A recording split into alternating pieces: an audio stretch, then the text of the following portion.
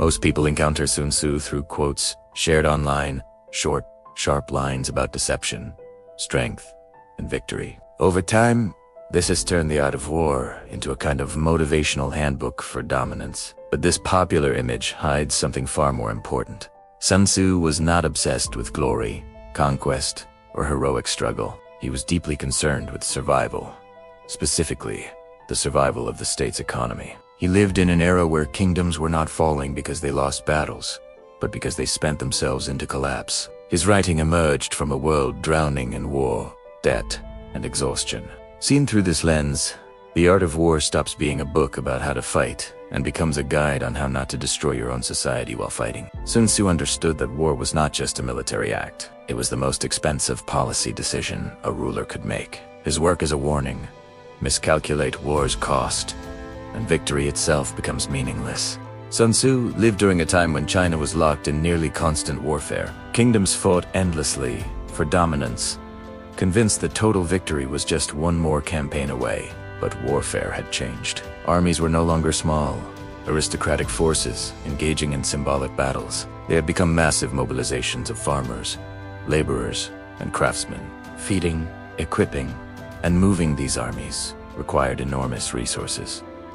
Taxes increased, agricultural output declined, and supply lines stretched thin. Every campaign placed stress on the economy, and every delay multiplied that stress. War became less about tactics and more about logistics. How long a state could afford to keep fighting? Many rulers failed to grasp this shift. They believed military strength alone would secure survival. In reality, they were draining their treasuries faster than they were defeating enemies. This was the crisis Sun Tzu confronted. War was no longer just dangerous. It was financially unsustainable. What made Sun Tzu revolutionary was not his clever tactics, but his framing of war itself. He saw war as a cost problem before it was a combat problem. While other thinkers glorified bravery and honor, Sun Tzu asked a colder question. Can the state afford this conflict? His famous declaration that war is of vital importance to the state is often misunderstood. He did not mean vital as in noble or glorious. He meant vital as in dangerous, capable of destroying the very system it was meant to protect. For Sun Tzu, victory that bankrupts a nation is not victory at all. He recognized that prolonged conflict erodes economic stability, weakens social cohesion, and invites internal collapse. The true enemy, in his eyes, was not the opposing army, but reckless leadership that ignored cost. His philosophy begins where others refuse to look, at the bill. When read carefully, The Art of War resembles a financial risk assessment, more than a heroic war poem. Sun Tzu opens his book by outlining 5 fundamental factors that determine success. Traditionally, these are explained in philosophical terms, but they function more accurately as resource categories. Morale reflects social stability. Terrain and climate affect supply costs. Leadership determines efficiency. Discipline measures administrative control. Each factor answers a financial question.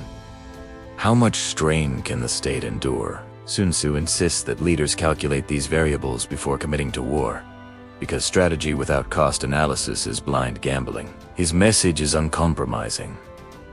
Rulers who cannot calculate expense have no right to calculate strategy. This approach was radical in a world that treated war as a matter of pride. Sun Tzu stripped war of romance and forced leaders to confront it as an economic gamble with potentially irreversible consequences. Sun Tzu devotes extraordinary attention to logistics, a topic most military thinkers treated as secondary. He understood that feeding an army was often more expensive than paying it, and transporting supplies drained treasuries faster than battle losses. Distance mattered. Time mattered. Every mile an army marched increased cost, and every day spent in the field weakened the state's productive base. Farmers became soldiers, fields went unattended, and economies stalled. Sun Tzu warned that even successful campaigns could destroy the agricultural foundation that supported future stability. This is why he emphasized using enemy resources whenever possible, not as a clever trick, but as a fiscal necessity. His insight was simple and brutal. Logistics do not support strategy. Logistics are strategy. A brilliant plan that cannot be supplied is already a failure. By focusing on logistics, Sun Tzu was protecting states from winning battles that would ultimately ruin them. Sun Tzu devotes extraordinary attention to logistics, a topic most military thinkers treated as secondary. He understood that feeding an army was often more expensive than paying it, and transporting supplies drained treasuries faster than battle losses. Distance mattered. Time mattered. Every mile an army marched increased cost, and every day spent in the field weakened the state's productive base. Farmers became soldiers, fields went unattended, and economies stalled. Sun Tzu warned that even successful campaigns could destroy the agricultural foundation that supported future stability. This is why he emphasized using enemy resources whenever possible, not as a clever trick, but as a fiscal necessity. His insight was simple and brutal. Logistics do not support strategy. Logistics are strategy. A brilliant plan that cannot be supplied is already a failure. By focusing on logistics, Sun Tzu was protecting states from winning battles that would ultimately ruin them. Sun Tzu's insistence on speed is often mistaken for aggression, but his real concern was exposure. The longer a war drags on, the more it costs. Every delay burns money, morale, and political stability. Speed, for Sun Tzu, was about reducing financial risk. Deception and maneuver allowed states to bypass costly confrontations and achieve objectives without attrition. He understood opportunity cost intuitively. Every decision closes off cheaper alternatives. Choosing to fight directly often meant rejecting diplomacy, intimidation, or alliance options that preserved resources. Sun Tzu opposed waste, not conflict itself. His ideal victory was one achieved before armies clashed, because battles were the most expensive solution to any problem. By prioritizing flexibility and psychological pressure, he promoted strategies that conserved strength rather than consumed it. His philosophy teaches restraint, the discipline to avoid fights simply because they are possible.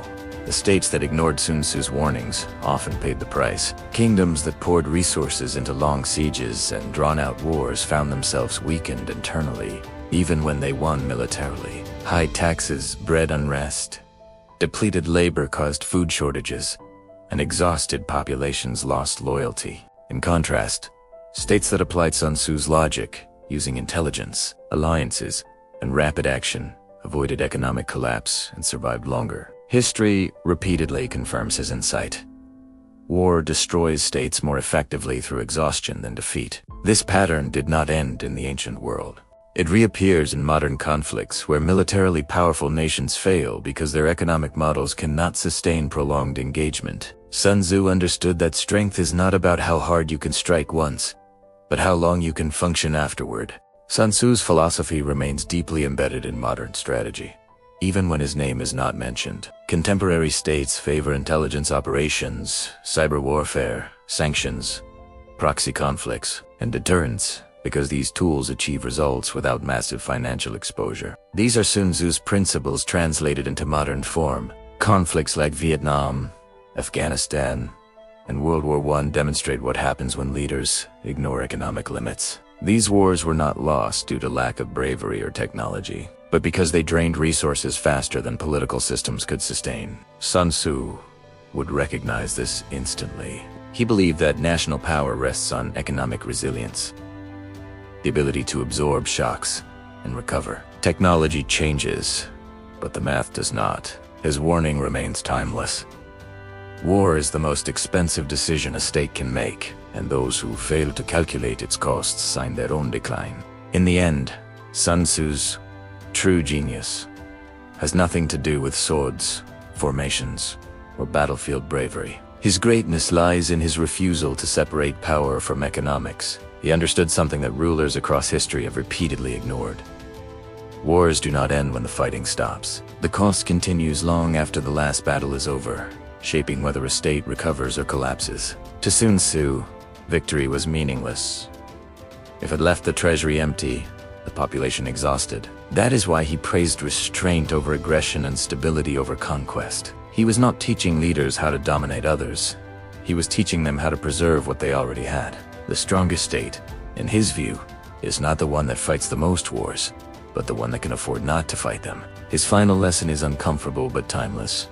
Strength is measured not by how hard you strike, but by how much you can sustain.